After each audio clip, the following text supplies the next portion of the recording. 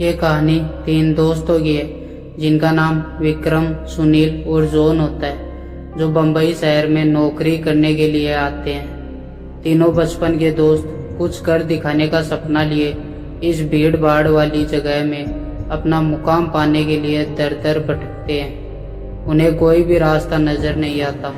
अपने छोटे से गांव में रहकर कॉलेज की पढ़ाई करने वाले सुनील और विक्रम ने कभी सोचा भी नहीं था कि सफलता पाने के लिए इतना दर्द झेलना पड़ता है। वहीं जॉन अपने पापा के बिजनेस में पहले से ही संघर्ष कर चुका था, जिस वजह से उसे इन सब चीज़ों की आदत सी हो गई।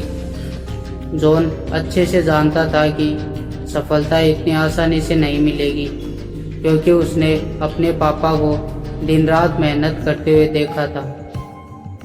तभी तीनों सुबह से भटकते भटकते शाम हो जाती है, लेकिन न कोई नौकरी और न ही कोई रहने का ठिकाना उनके हाथ लगता। तीनों मायूस होकर एक छोटे से होटल में खाना खाते हैं। दरअसल उनके पास कोई खास पैसे भी नहीं होते। वह तो सिर्फ अपनी 1-2 दिन की व्यवस्था बनाकर निकले थे। उन्हें लगा था कि आते ही उनके साथ कोई चमत्कार होगा और उनको नौकरी मिल जाएगी। तीनों एक बिल्डिंग के पास पहुंच जाते हैं। कुछ देर बाद सभी बिल्डिंग के गेट के पास बैठ जाते हैं। 1-2 घंटा बैठे गुजर जाते हैं। तभी बिल्डिंग के चौकीदार की नज़र उन पर पड़ती है और वह जोर जोर की आवाज़ में उन्हें डांटते हुए कहता है, कौन हो तुम लोग? यहाँ क्यों बैठे हो? तीनों अजनबी शहर में किसी को पहचानते नहीं और न ही उनका कोई ठिकाना है। तीनों अपनी जगह पर जल्दी खड़े हो जाते हैं और अपनी बात चौकीदार को बताते हैं। चौकीदार को तीनों की हालत देखकर उन पर तरस आ जाता है। उसे एहसास होता है कि कुछ सालों पहले ऐसे ही वह काम मांगने आया था। तब किसी ने उसे सहारा दिया था और आज कम से कम वह इतने बड़े शहर में छोटे से काम के साथ जीवन यापन कर पा रहा है। जॉन उन तीनों में थोड़ा समझदार होता है। वह चौकीदार से कहीं रहने के जुगाड़ की बात करता है, क्योंकि उसे पता है कि अभी उनकी हालत किराया देने की नहीं है, तो उन्हें कोई किराया से कमरा क्यों देगा। तभी चौकीदार अपने एक दोस्त से फ़ोन पर बात करता है, जो वहीं से कुछ ही दूर बंगला नंबर 17 में साफ सफाई का काम करता है। चौकीदार अपने दोस्त को सारी बात बताता है। तभी उसका दोस्त कहता है कि मेरे साहब तो अपने परिवार के साथ 2 महीनों के लिए बाहर गए हुए हैं, तब तक मैं रहने का इंतज़ाम कर सकता हूँ। यह बात सुनकर तीनों दोस्त बहुत खुश हो जाते हैं और वह जल्दी से चौकीदार से कहते हैं कि आप हमें बता दीजिए हम उनके पास कैसे पहुंच सकते हैं। चौकीदार कहता है कि वह बंगला थोड़ा दूर है। रात को वहाँ कोई टैक्सी ऑटो भी नहीं मिलेगा।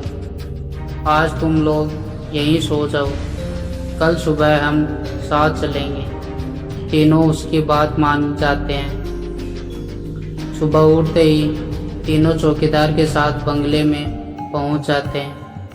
बंगले की खूबसूरती देखकर तीनों दोस्त हक्का बक्का रह जाते हैं। उन्हें यकीन ही नहीं होता कि उन्हें इतने अच्छे बंगले में रहने का मौका मिलेगा। बंगले का नौकर तीनों दोस्तों को गेस्ट रूम में ले जाता है। तीनों दोस्त रूम में पहुंचकर राहत की सांस लेते हैं। जल्दी से तीनों नहाकर तैयार हो जाते हैं और काम की तलाश में निकल जाते हैं। अब रहने का तो ठिकाना लग चुका था। तलाश थी केवल अच्छे काम की, जिससे उनका गुजारा चल सके। लेकिन आज भी उनके साथ वही होता है। सुबह से शाम हो जाती है, लेकिन तीनों हताश होकर वापस अपने स्थान पर आ जाते हैं। नौकर तीनों के लिए खाने का इंतजाम करके रखता है, जिससे उन्हें बहुत ही राहत मिलती है। आज तीनों दोस्तों के लिए बंगले की पहली रात होती है। रात को 12 बजते ही अचानक विक्रम की नींद खुल जाती है और वह अपने आप को बंगले के तय खाने में पाता है, जहाँ पुराना सामान इकट्ठा करके रखा हुआ था। उसे समझ में नहीं आता कि वह यहाँ कैसे पहुँचा। तभी वह घबराहट में अपने दोस्तों को आवाज़ लगाता है, लेकिन किसी को कुछ सुनाई नहीं देता। तभी उसके कानों में सब कुछ सुनाई देना बंद हो जाता है और सिर्फ एक औरत के रोने की आवाज़ आती है। विक्रम चिल्लाकर पूछता है, कहाँ हो तुम, क्यों रो रही हो? अगले ही पल विक्रम अपने बिस्तर में होता है। वह डर के कारण पसीने से लथपथ हो जाता है। वह अपने दोस्तों को जगाता है। सुनील और जॉन दोनों उसकी बात का मजाक उड़ाते हैं और कहते हैं, तुमने कोई सपना देखा होगा। इस बंगले में तो हमारे अलावा कोई भी नहीं है। और विक्रम भी अपने दोस्तों की बात का यकीन करके इस घटना को पूरा सपना समझकर नज़रअंदाज करके सो जाता है। सुबह उठते ही तीनों दोस्त फिर से तैयार होकर काम ढूंढने निकल पड़ते हैं। लेकिन जैसे ही वह बंगले के गेट से बाहर निकलते हैं, अचानक कोई औरत आकर विक्रम को चिट्ठी देती है, जिसमें लिखा होता है, तुम इस पते पर जाओ तो काम मिल जाएगा।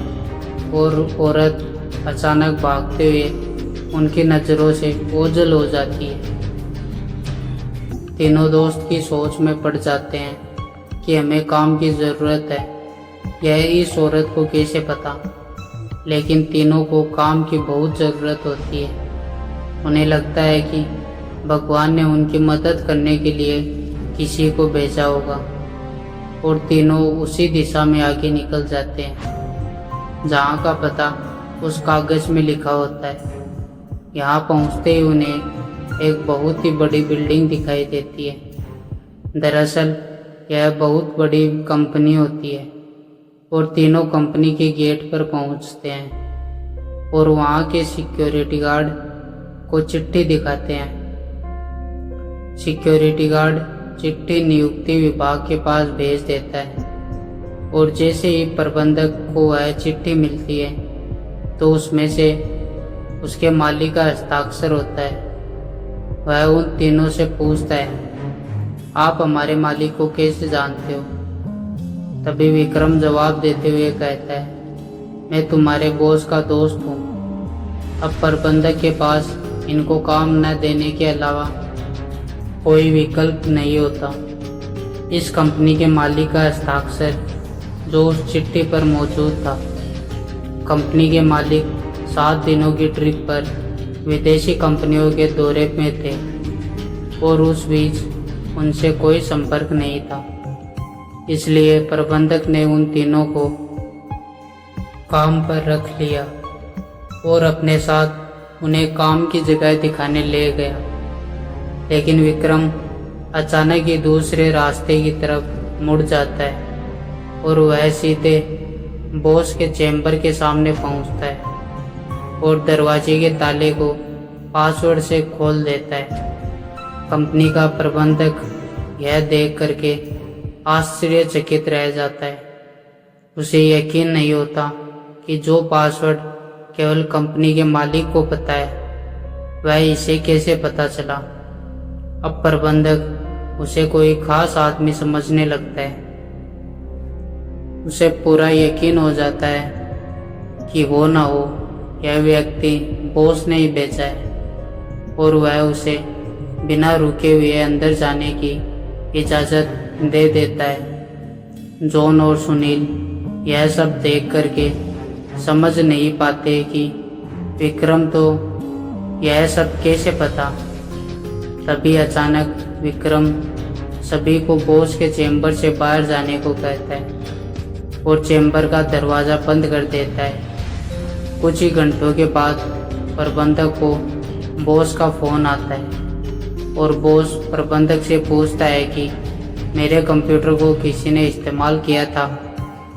तभी प्रबंधक सारी बात बता देता है। बॉस गुस्से में मैनेजर को बोलता है, जल्दी से जाओ और उसे रोको, नहीं तो मैं बर्बाद हो जाऊंगा। और जैसे ही प्रबंधक चैम्बर का दरवाज़ा खोलता है तो वह देखता है विक्रम बेहोश पड़ा है। प्रबंधक अपने सुरक्षा कर्मियों से उसे उठाने को कहता है और कुर्सी पर वापस बैठाता है। तभी विक्रम को होश आता है।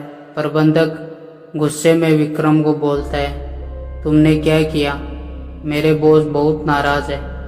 लेकिन विक्रम को कुछ याद नहीं कि वह अपने बंगले के गेट से यहाँ तक कैसे आया है। दरअसल वह बंगला पहले उसी बॉस का होता है और बॉस ने बंगले को अपने ऑफिस की एक लड़की के लिए खरीदा था और कभी कभी साथ रहता था, जो कि उसके कंपनी में काम करती थी। बॉस पहले से ही शादीशुदा था और यह बात अच्छे से जानता था कि एक न एक दिन वह लड़की उसके लिए खतरा बन सकती है। इसलिए वह उसकी निजी अश्लील वीडियो रिकॉर्ड कर लेता है और जब एक दिन लड़की को यह बात पता चलती है तो दोनों में खींचातानी करते हुए लड़की के सर में चोट लग जाती है और वह दम तोड़ देती है। बॉस बंगले गार्डन में ही लड़की को दफना देता है और लड़की की मौत के साथ ही उसका राज दफन हो जाता है।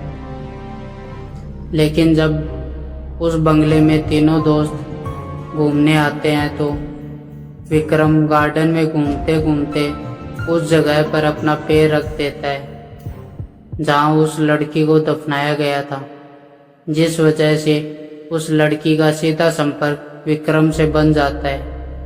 वह विक्रम के अंदर प्रवेश कर जाती है और उसे काबू में करके अपना बदला लेने के लिए ऑफिस में प्रवेश करती है और बॉस की काली करतूत को इंटरनेट में वायरल कर देती है। बॉस को विदेश से ही गिरफ्तार कर लिया जाता है। उसका काला चिट्ठा सबके सामने खुल जाता है और वह बेनकाब हो जाता है। उस लड़की ने मरने के बाद भी अपना बदला ले लिया था। अब शायद उसकी आत्मा को शांति मिल जाएगी। तीनों दोस्त उस बंगले को बुरा सपना समझकर भूल जाते हैं और इस दर्दनाक भूतिया कहानी का अंत हो जाता है। तो दोस्तों, अगर आपको यह वीडियो अच्छा लगा हो तो वीडियो को लाइक करें और अपने दोस्तों के साथ ज़रूर शेयर करें। मिलते हैं अगली वीडियो में, तब तक के लिए धन्यवाद।